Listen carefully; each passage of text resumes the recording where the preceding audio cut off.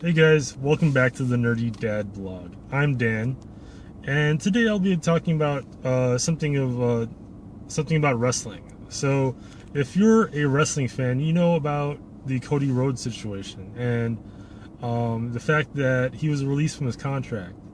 He cited that he was unhappy with his position in the company and that he wanted to fulfill his father's legacy and he wanted to win a championship, something his father never did, something his half-brother never did, Goldust. And I'd have to say that I agree with him. He did everything in the company that he was asked to. He even did the Stardust gimmick that he was unhappy about. But I thought it was a cool gimmick. I really like Goldust. I like Stardust. And I thought he really showed his range there. But after he became Stardust, the creative team in WWE, the powers that be, I'm not saying any names, but it's probably shared blame amongst all of them, is that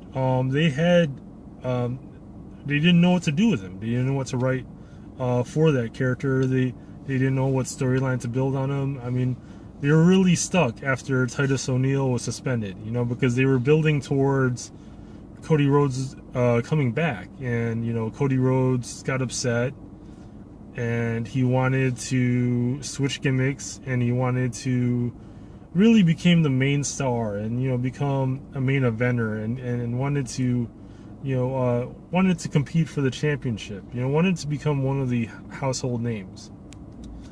Now I'm talking about this because I'm a huge Cody Rhodes fan. I love Cody Rhodes. I loved him since the Legacy. I loved him since he was since he debuted in 2006. I thought this guy was going to be the next big star. I thought he was going to be like The Rock, and I still think he's going to be a huge star in his own right. And the more I think about it, the more it seems like he's following his father's footsteps. I mean, his father went from promotion to promotion back when they had territories, and he was a huge household name. Ric Flair looked up to him. Ric Flair, when he was coming up, he wanted to be rambling Ricky Rhodes, but things changed, and he went on the road with Dusty Rhodes, and just learned the ropes through him. But why I'm saying this is because I think Cody Rhodes is going to be fine. I think that that he's going to make a lot of money, and that Vince McMahon is going to find out that he really, really should have paid more attention to this guy, because this guy is going to become a big star, and he should have been a big star a long time ago. So, in keeping up with my motif and my love for toys, here's Cody Rhodes. And this is what he wanted to be. He wanted to return to the Cody Rhodes of old. The guy who wanted to compete for championships, and he wasn't going to do it being Stardust, because they couldn't figure out what to do with him. But in saying that, I really love Stardust. And actually, this is a really awesome action figure. You got, this is actually a Mattel WWE Elite figure of Stardust, and the detail and the paintwork on this is incredible. If you look at the face, if I could get that to focus in, there you go. If you look at the face, I mean, the face and the expression is just awesome. I mean, he has that real creepy, weird look to his face. Then he has a star, and then the gold on his face, just an ode to Goldust. So he's in keeping with his brother's tradition. You got the logo in the back. If I could get that to go. There you go. Sorry if this doesn't focus in, but this was really an awesome figure. And you got the so it's basically a black jumpsuit that he would be wearing, and then the gold trim, and then the stars on the side are awesome. And then if you look, if you're familiar with the Goldust character, I mean, he really can't do it with this action figure, but he puts his hands together like that, or like sort of like the DDP diamond symbol, but you can't really make it with this figure, which is the only drawback of this figure. You have a Stardust figure, you should be able to make a star. I mean, that's just common sense.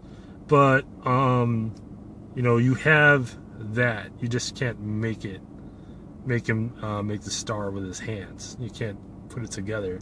But this is a really awesome action figure, and I thought it was a great idea, and I thought they're gonna keep with it. And subtle detail, but look at the talons on the side. You know, so he sort of looks like a mix of Joker and Batman, which is really cool. I think this is an awesome action figure, and I'm sad that this gimmick didn't take off and that he wasn't happy doing it. And I also feel kind of guilty that I loved it, because I thought this character was awesome, and I think he would have changed his mind if they would have actually given him storyline and made him a major player, even with this gimmick, because this gimmick had a huge pop.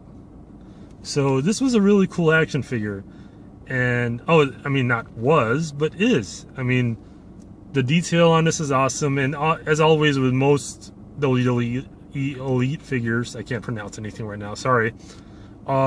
The articulation on it is really awesome. You got the ball joint at the head, you got the waist joint, or actually the high waist joint, or torso joint, I'm sorry, torso. Then you got the ball joints at the shoulders, and then you got a swivel joint right here underneath the shoulders. You got a you got a joint here at the elbow, and then you got these talons that you can move around. So that's I don't know if that counts for an extra point of articulation. Then you got the wrists. They only move front and back. Sorry. They only move front and back. And then you got the waist, which, you know, it could turn. And then you got the hip joints, you know, circular ball joints out there. And then right underneath the hip, you got at the thighs, you got the twist joints. So you can twist the legs. And then you got the knee joints.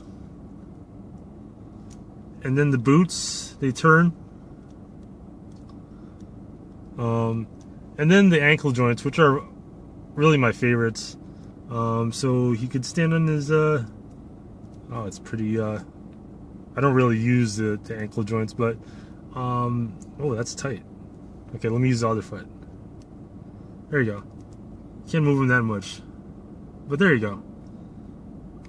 So you can't really stand him on his toes, and I don't want to break this because I really love this figure. So,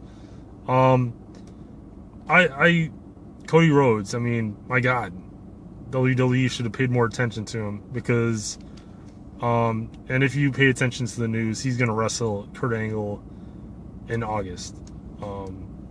Sorry, he looks like he's picking my nose right now, but yeah, he's gonna wrestle Kurt Angle in August, and you know, it's probably gonna be a sold-out show, and they're gonna realize how awesome of an asset he was, and they're gonna miss him. So let me show you the other Cody Rhodes figure. Okay, so this was Stardust. This is also a Mattel Elite figure. This is Cody Rhodes, and he comes with a vest and a t-shirt, which okay, I should have came more prepared, but so he comes with an extra t-shirt, and I'll probably do an update. But he comes with a vest, cool wings on the back, wing trims on the sides. I'm not sure what they signify. Maybe that was his early logo. Really cool.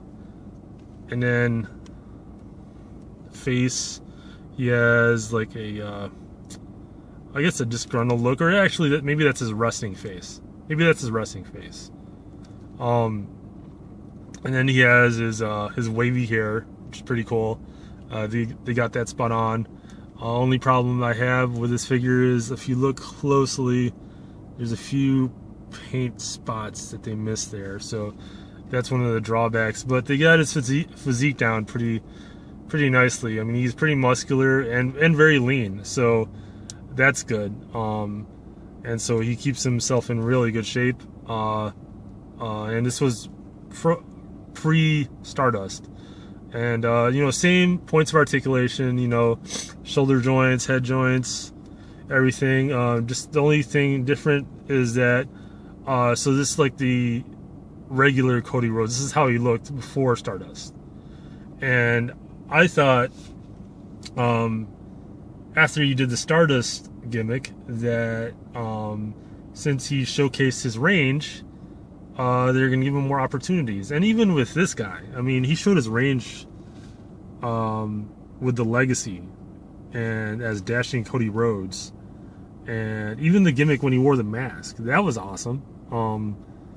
And I don't really understand. I mean, the guy has a pedigree, and he's a Rhodes. He's the youngest Rhodes, and they didn't give him a chance. But this is an awesome action figure. If you're a Cody Rhodes fan, I say you should have both. And especially, even though he doesn't like the gimmick, this is an awesome action figure. You could stand this next to your shelf, next to a Batman, next to a Mr. Sinister, next to a Marvel Legends Mr. Sinister. Looks really cool next to him. I like this figure too, just because I'm a Cody Rhodes fan. I highly recommend these. And I'll do toy reviews of these later on. I don't know when. I really do things on the fly. No schedule. I should really get on a schedule. But this is cool too. I highly recommend these figures. And man, hats off to you, Cody Rhodes. I hope, well, I don't hope. I know you'll do well. And I know someday you'll be back in the WWE if you wish it. But man, WWE screwed up. And I will not stop watching wrestling, but these are awesome action figures, and I don't really know what I'm saying, but Cody Rhodes is awesome. That's all I'm saying. And these are awesome action figures.